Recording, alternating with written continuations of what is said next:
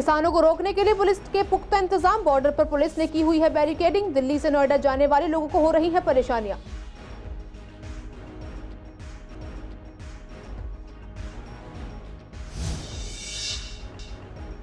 गांधीनगर से हैरान करने वाला मामला आया सामने। फैक्ट्री मालिक ने लेबर की पूरी तरह की पिटाई। पुलिस ने किया फैक्ट्री मालिक को गिरफ्तार।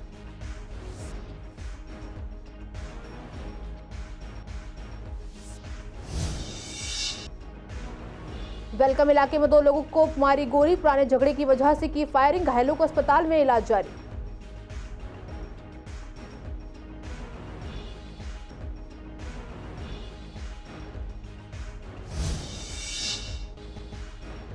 सब्जियों की महंगाई से आम जनता है काफी परेशान। अदरक लहसुन के दाम हो गए हैं काफी ज्यादा। नई फसल आने पर ही होंगे दाम कम।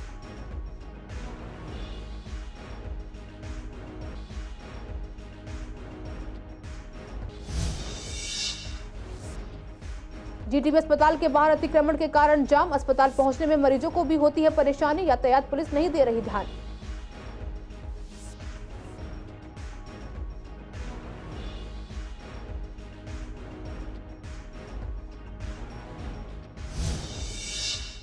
नमस्कार, आप देख रहे हैं सीसीएन लाइव। मैं हूं आपके साथ काजल चौधरी। स्वागत है आपका हमारे खास कार्यक्रम पूर्वी दिल्ली खास में। कुछ खास खबरों के साथ करते हैं बुलेटिन की शुरुआत। जिस तरह से 13 फरवरी के दिन को किसानों ने अपने आंदोलन की राह के लिए चुना है, उसके बाद दिल्ली पुलिस ने अपने सुरक्षा इंतजाम बहुत पुख्ता कर दिए हैं। आप देख सकते हैं कि दिल्ली और उत्तर प्रदेश की सीमा के गाजीपुर बॉर्डर पर किस तरह से पुलिस ने पूरी तरह से बैरिकेडिंग की हुई है और बॉर्डर की दूसरी ओर किसी भी व्यक्ति को आने जाने की अनुमति नहीं है। उनका कहना है कि सुरक्षा के लिहाज से उच्च अधिकारियों द्वारा किसी भी आवाजाही के लिए मना किया हुआ है। साथ ही यह भी कहा जा रहा है कि किसी भी किसान को कल दिल्ली में प्रवेश नहीं करने दिया जाएगा। किसानों ने इसे चलो दिल्ली मार्च का नाम दिया है, लेकिन इसे किसान आंदोलन 2.0 भी कहा जा रहा है। दरअसल इस किसान आंदोलन का पैटर्न 2020 से 2021 में हुए किसान आंदोलन से काफी मिलता जुलता है। पिछली बार की तरह ही अलग अलग राज्यों से किसान इस आंदोलन में शामिल होने वाले हैं। इस बार किसान अपने साथ ट्रैक्टर, ट्रॉली और राशन भी लेकर आने वाले हैं। यानी पिछली बार की तरह इस बार भी किसानों का प्लान लंबे समय तक दिल्ली के अलग अलग बॉर्डर पर धरना देने का है। हालांकि इस आंदोलन को पिछली बार की तरह सभी किसान संगठनों का समर्थन प्राप्त नहीं है। यह किसान आंदोलन संयुक्त किसान मोर्चे के बैनर पर नहीं हो रहा है। इसे अलग अलग किसान संगठन मिलकर आयोजित कर रहे हैं। किसानों की मांगों को लेकर सरकार के साथ कई बैठकें भी हो चुकी हैं। अप्सरा बॉर्डर पर ऐसी कोई सिक्योरिटी देखने को नहीं मिली। वहीं आपको बता दें कि जो लोग दिल्ली से नोएडा की तरफ जा रहे हैं उन्हें काफी दिक्कतों का सामना करना पड़ रहा है। उनको बहुत ज्यादा घूम के जाना पड़ रहा है, लेकिन अप्सरा बॉर्डर पर ऐसी कोई सिक्योरिटी देखने को नहीं मिल रही है। मतलब कल हमने एक अरेंजमेंट इशू कर दिया था, कल से ही काम शुरू हो गया, आज भी है और कल ये फुल फोर्स पे आएगा। तो इसमें दोनों ही कंपोनेंट है हमारे। जो हमारा लोकल अरेंजमेंट है उसमें करीब 1200 आदमी मैंने मोबिलाइज किए अपने जिले में से, इंक्लूडिंग सिपाही से लेकर डीसीपी तक। और आउट ऑफ फोर्स भी मैंने डिमांड किया है, पीएचक्यू के सामने अपने प्रस्ताव रखा है। जो भी पीएचक्यू हमें देगा, आज सवेरे जैसे पूरे ईस्टर्न रेंज को 6 कंपनी आउट ऑफ फोर्स मिली है। तो अभी तक जो इन्फॉर्मेशन है उसके मुताबिक थोड़ा बहुत प्रेशर सिंघू पे और टीकरी पे रहेगा और हो सकता है गाजीपुर साइड में भी आए। मेरे पास 6 बड़े बॉर्डर हैं यहाँ पे, इसमें 2 नन नगरी में, एक हर्ष विहार में और एक ज्योति नगर में, फिर एक सभापुर हो जाता है करावल नगर और एक चौहान पट्टी हो जाता है हमारा ट्रॉनिका सिटी के बगल में सोनिया विहार में। तो इन 6 बड़े वाले हैं मेरे। वैसे मेरे मोटरेबल रोड्स हैं करीब 8, तो टोटल 14 मेरे एक्सेस पॉइंट्स बन जाते हैं।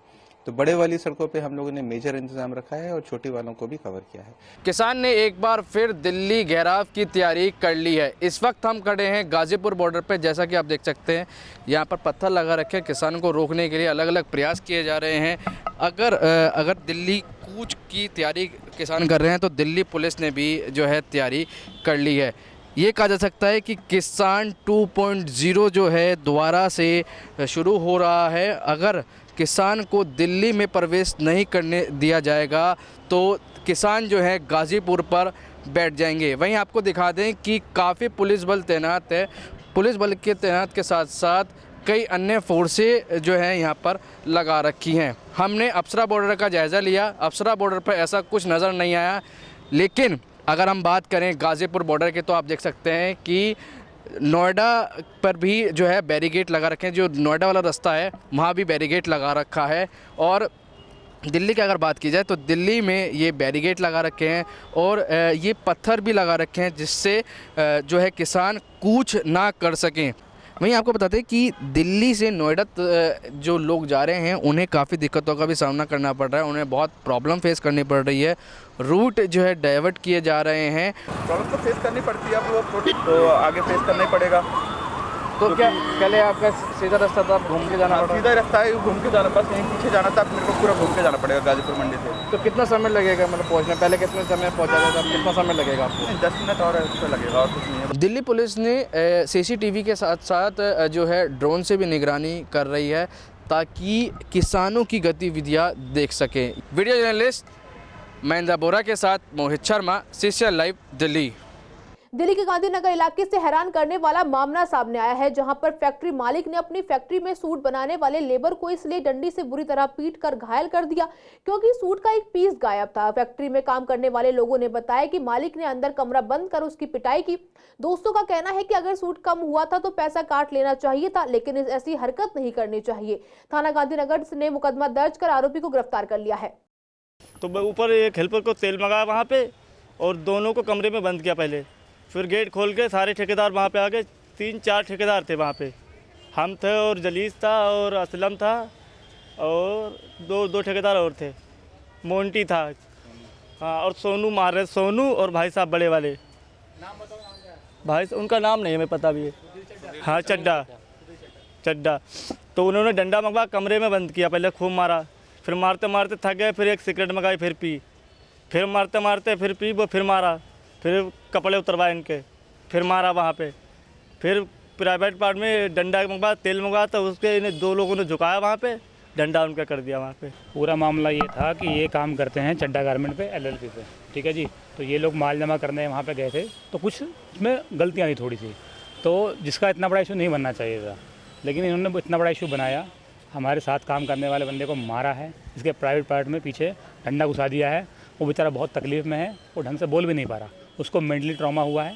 वो जब इस बात को याद कर रहा है उसकी आंखों से आंसू आ जा रहे हैं। पुलिस का सर 48 घंटा हो गया है, वो सिर्फ हमें आश्वासन दे रही है फिलहाल अभी तक तो, कि हमने FIR कर दिया है ना, हमें अभी कॉपी दी है उन्होंने FIR की, बस सिर्फ कह रहे हैं कि हाँ गई है हमारी टीम और पकड़ कर लेके आएगी, बस ये बोल रहे हैं। नॉर्थ ईस्ट डिस्ट्रिक्ट के वेलकम से 2 लोगों को गोली मारने का मामला सामने आया है। घायलों की पहचान अमान और एक नाबालिग के रूप में हुई है। पुलिस ने हत्या के प्रयास का मामला दर्ज कर लिया है। आरोपी का नाम फैजी बताया जा रहा है। पुलिस उससे पूछताछ कर मामले की छानबीन कर रही है। डीसीपी ने बताया कि रविवार रात 10:41 पर जेपीसी अस्पताल से 2 व्यक्तियों को गोली लगने से घायल होने के संबंध में कॉल प्राप्त हुई थी। सूचना मिलते ही पुलिस मौके पर पहुंच गई। घायलों ने पुलिस को बताया कि रात करीब 9:30 बजे खजूरी वाली मस्जिद के पास जनता मजदूर कॉलोनी वेलकम में उनको फैजी नामक युवक ने गोली मारी है। जांच में पुलिस को पता चला कि नाबालिग और आरोपी फैजी के बीच 2 दिन पहले एक छोटी सी बात पर झगड़ा हुआ था। इसी का बदला लेने के लिए उसने फायरिंग की। गोली पहले पास खड़े अमान के बाएं हाथ में लगी और फिर नाबालिग के पेट के ऊपरी हिस्से में लगी। सब्जियों की महंगाई से आम जनता बेहद परेशान है। कभी टमाटर, कभी प्याज और अब लहसुन के दाम बहुत बढ़ गए हैं। और लहसुन ऐसी चीज है जिसे लगभग हर सब्जी में इस्तेमाल किया जाता है। दाल के तड़के में लहसुन का इस्तेमाल जरूर किया जाता है। वहीं सर्दियों के मौसम में तो लहसुन और अदरक और ज्यादा खाए जाते हैं, लेकिन अब यही लहसुन 400 से 500 रुपए किलो मिल रहा है। दुकानदार बताते हैं कि पहले लहसुन का दाम कभी भी इतना अधिक नहीं हुआ जितने इस बार लहसुन के दाम बढ़ गए हैं। दाम अब नई फसल आने पर ही कम होने की उम्मीद है, जो मार्च या अप्रैल तक आएगी। वहीं ग्राहकों को भी काफी दिक्कतें हो रही हैं। बहुत महंगा है। मैं तो ये कह रही हूँ कि बहुत कम रेट होने चाहिए इसके। गरीब आदमी कहाँ से खाएगा इतना, क्या नाम, महंगाई हर जगह ही होता है। हाँ, हर जगह ही होता है। लहसुन भी, प्याज भी, बाकी सब्जियाँ भी, सब चीज़ होती है, लेकिन महंगाई इतनी है, गरीब आदमी क्या खाएगा। कमाई इतनी है नहीं, वही हिसाब है कि आमदनी अठन्नी, खर्चा रुपया। हाँ, सब्जी महंगी है सब। तो जैसे कि शिमला मिर्च है 120 रुपये किलो है, कम से कम 60 रुपये रेट होना चाहिए उसका। हर सब्जी महंगी है, सब सब्जियां महंगी हैं। हाँ जी, नहीं, इस बार कोई सब्जी सस्ती नहीं हुई है। मेरे तो पहली बार हुआ है ये बात। क्या हुआ है कि नया है, पुराना रहा नहीं। अब पुराने दर काश्तकार ने कम कर दिया। होली के बाद वही आ जाएगा 50 पे 60 पे। खुद ही आएगा ना, खुदाई हो जाएगी। इस टाइम खुदाई नहीं हो रही है। हाँ, लहसुन की खरीदारी कर रहा है, हर चीज़ में लहसुन चल रहा है। मुर्गे में, मछली में, हर चीज़ में लहसुन चाहिए। आज बिना लहसुन के कोई सब्जी नहीं बनेगी। क्या कही जाएगी, वो जब है महंगा तो महंगा ही होगा। जब फसल ही नहीं होगी, जब चीज़ें ही नहीं होगी तो उसका महंगाई क्या, महंगाई और सस्ता ही क्या लागी। अरे तो सस्ता होना चाहिए, सस्ता बिकेगा भाई, ग्राहक सस्ता लेगा या सस्ता मिलेगा। तो भाई फसल तो काफ़ी टाइम लगेगा, कम 4 महीने हैं इसके बाद, जब तो महंगाई रहेगी ही रहेगा। नई फसल आएगी जाएगा होली के बाद में। दिलशाद गार्डन स्थित गुरु तेग बहादुर अस्पताल के गेट नंबर 7 के पास अतिक्रमण जाम का कारण बन रहा है। अतिक्रमण के कारण कई बार गंभीर मरीजों को लेकर अस्पताल पहुंचने में भी लोगों को जद्दोजहद करनी पड़ती है। इसके बावजूद ना तो यातायात पुलिस ना ही नगर निगम इस ओर कोई ध्यान दे रहे हैं। आपको बता दें कि जीटीबी अस्पताल में प्रतिदिन हजारों लोग पहुंचते हैं। अतिक्रमण के कारण लोग लगने वाले जाम से ई रिक्शा और बस से गंतव्य स्थल तक पहुंचने के लिए भी लोगों को आधा किलोमीटर की ज्यादा दूरी तय करनी पड़ती है। पास में ही कई अपार्टमेंट भी हैं जिसमें 1000 से ज्यादा लोग रहते हैं और उन्हें भी जाम की वजह से परेशानी झेलनी पड़ती है। इस रास्ते पर बने कट को बंद कर दिया गया है, इसीलिए ट्रैफिक की परेशानी और बढ़ती जा रही है। आए दिन यहाँ पर जाम होती रहती है, मिली भगत से यहाँ लोग कब्जा कर रखे हैं। पटरी आने जाने का रास्ता बंद है और यहाँ प्रशासन कोई काम नहीं कर रहा है। इसलिए हम अनुरोध करते हैं प्रशासन से कि यहाँ की जो है सुविधा दुरुस्त की जाए और जितने ऑटो बैटरी रिक्शा वाले हैं इनको किनारे कर दी जाए। जनता को बहुत परेशानी होती है, रोगियों को बहुत दुखी होना पड़ता है। यहाँ भीड़ भाड़ होती है, कोई कहने वाले नहीं आता, यहाँ ना सुनने आते, पुलिस बुलाते, कोई नहीं आता। यहाँ पर यहाँ बैरियर लगा देते हैं, मोटरसाइकिल को रास्ता नहीं है दोनों गेटों में। देख सकते हो आप, देख सकते हो, फोटो ले सकते हो। यहाँ बड़ी गाड़ी कोई नहीं जान देता, अंदर से बंद कर देते हैं। इधर परेशान होते हैं बहुत आदमी, यहाँ रोते हैं पीटते हैं, कोई नहीं जाने देता। तुम वहाँ से आओ घूम के, हाँ वहाँ से जाओ, बहुत आदमी परेशान होता है। अभी मैं मौजूद हूँ गुरु तेग बहादुर हॉस्पिटल के गेट नंबर 7 के बाहर, जहाँ पर सुबह से ही मरीजों की काफ़ी संख्या ओपीडी दिखाने के लिए आती है। और आप बाहर का नज़ारा आप देख सकते हैं किस प्रकार यहाँ पर अतिक्रमण से आए दिन जाम की कंडीशन, हर 1 मिनट में जाम लगा रहता है।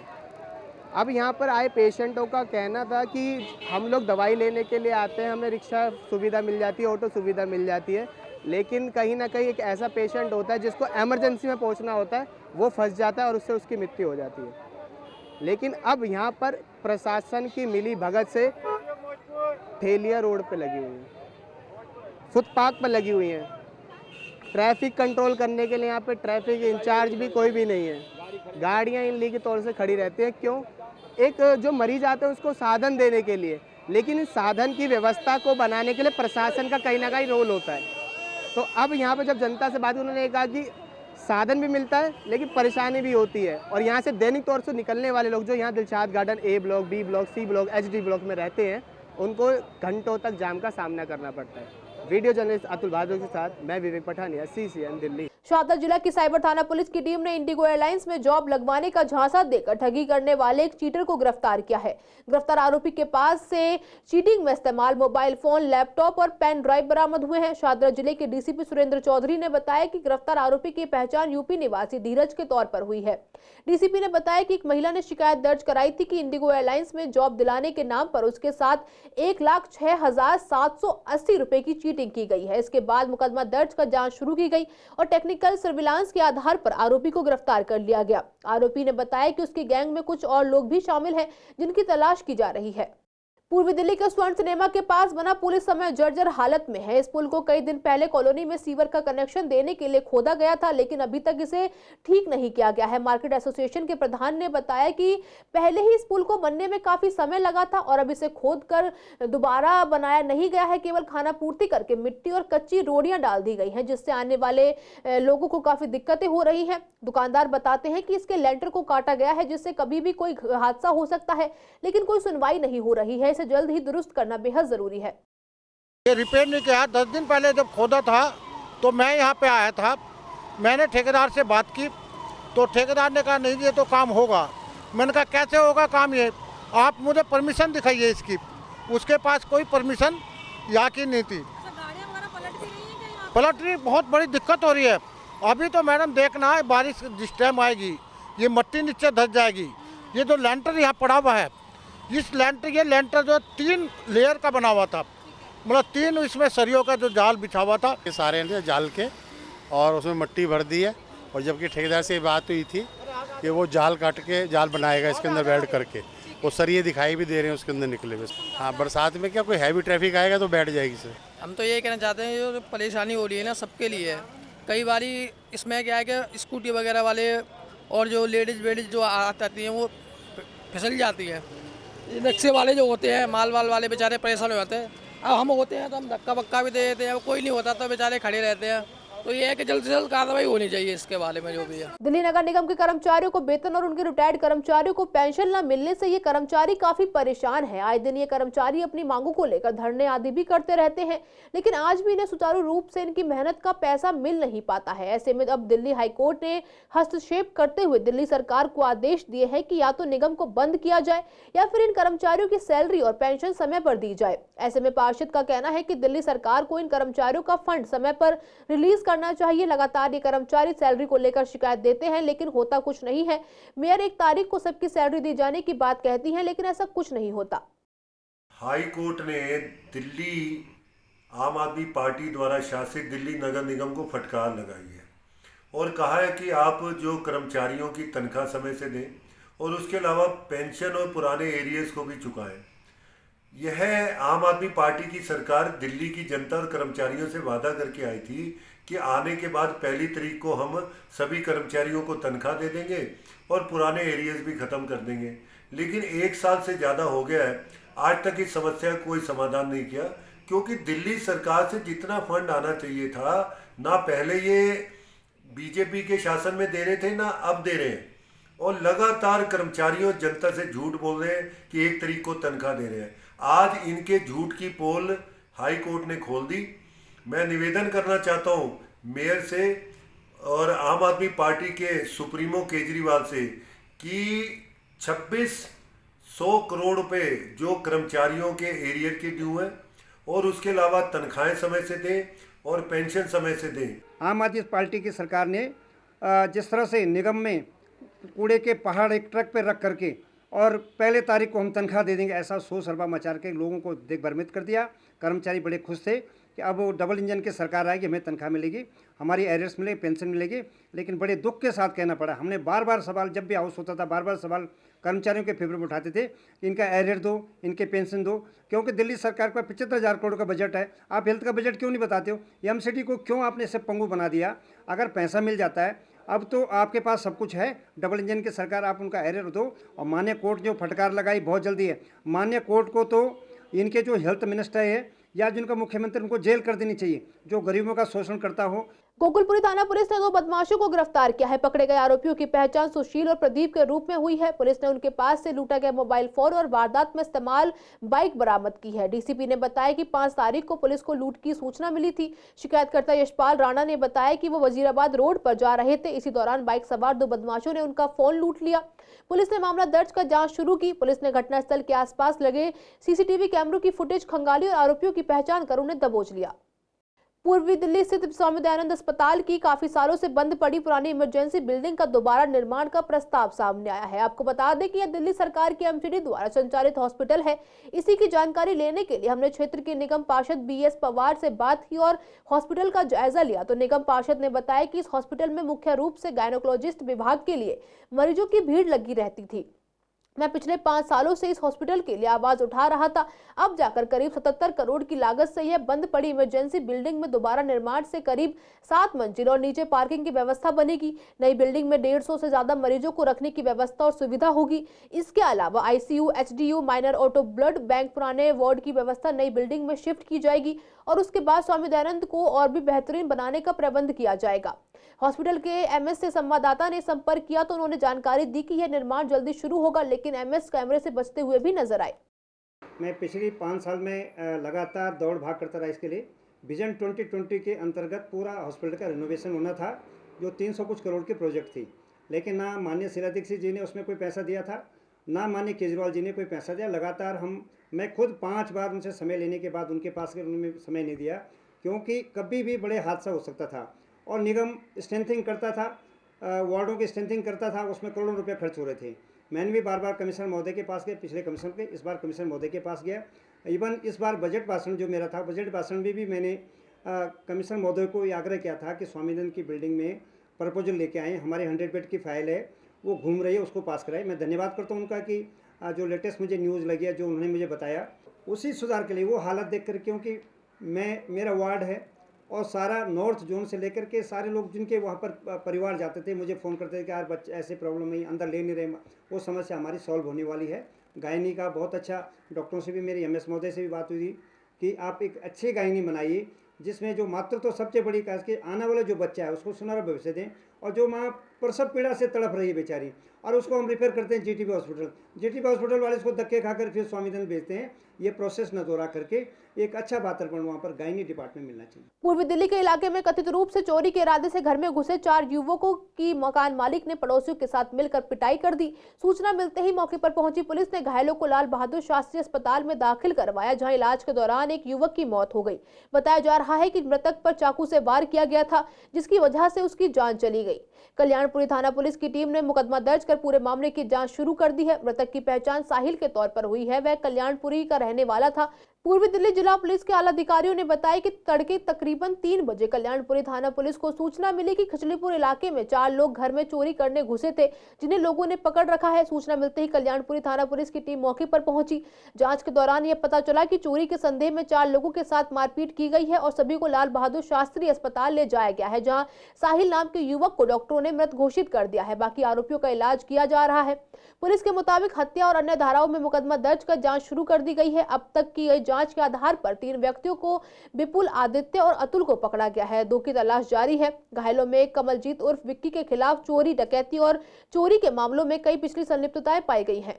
किसी लड़के ने आके बताई थी सुबह कि तुम्हारा लड़का हॉस्पिटल में है, उसकी चोट वोट लगी, लड़ाई झगड़ा हुआ है। हमने यहाँ के देखा था जी, हॉस्पिटल में पता लगा जी डेथ हो गई। अच्छा सर, रात को तो सही निकला था 7-8 बजे से। रात भर जब घर नहीं आया, सुबह जब रात भर वो घर नहीं आया, सुबह एक लड़का आया घर पे बताने की कि उसकी लड़ाई हो गई है लाल बहादुर अस्पताल में, वो एडमिट है। तो सर हम जब यहाँ पे आए तो यहाँ पे हमने पूछताछ करी, ICU में जांच करी कि भाई कहाँ पे नहीं है। जब यहाँ पे आके हमने पुलिस वालों से पता करा तो वो डेथ हो गई उसकी। और यहाँ पे जब उनको पोस्टमार्टम करने के लिए रिपोर्ट बनाई तो हमने पुलिस वालों से पता करा कि किस वजह से लड़ाई झगड़ा हुई। तो उन्हें बता दें कि भाई कहीं पर चोरी कर रहा था, वहाँ पर उसने चोरी करी तो उसका हल्ला मच गया, भग रहे थे और पीछे से पब्लिक ने मारा इसे।